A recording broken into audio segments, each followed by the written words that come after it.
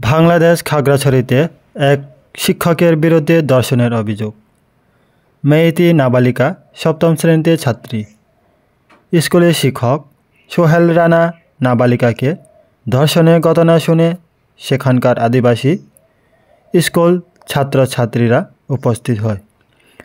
তখন স্কুলে আদিবাসী ছাত্রছাত্রীদের গণপিটুনি থেকে বাঁচতে পালিয়ে যাওয়ার সময় দেওয়ালের উপর দিয়ে ঝাঁপ দিলে টমটমের সাথে ধাক্কা খায়। তাতে লুটে পড়ে মাটিতে। তারপর আহত অবস্থায় হাসপাতালে নিয়ে গেলেন চিকিৎসকরা। চিকিৎসা চলাকালীন শেষ নিঃশ্বাস ত্যাগ করেন ধর্ষণের অভিযুক্ত এই শিক্ষক সোহেল রানা। জানা যায়, এই শিক্ষকের নামে আরও ধর্ষণে জঘন্যতম অভিযোগ রয়েছে অনেক। এক পর্যায়ে মুসলিম অংশের মানুষরা মিলে আদিবাসীদের ভারীঘর, দোকানপাট, অগ্নিসংযোগ সহ ভাঙচুর চালায়। বাজারে চেলাহুপাড়া দোকানে গৌতম বুদ্ধের মূর্তি ও হামলা থেকে শুরু করে ভাত যায়নি কোনো কিছুই।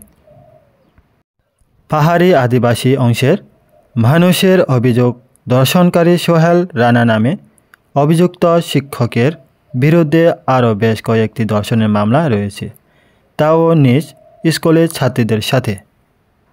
কিন্তু আদিবাসীদের অভিযোগ, সেতালার বাঙালিরা তারা নিজের অন্যায় করবে, আবার নিজেরাই পাহাড়ে এসে ঘরবাড়ি জ্বালিয়ে দেবে, আর আদিবাসীরা বসে দেখে থাকতে হবে। অন্যায় প্রতিবাদ করলে আর্মিদের ধারা গুলিবিদ্ধ হতে হবে। এটাই বাংলাদেশ কি আইন? এরকম অভিযোগ করেছেন পাহাড়ি এলাকার আদিবাসীরা।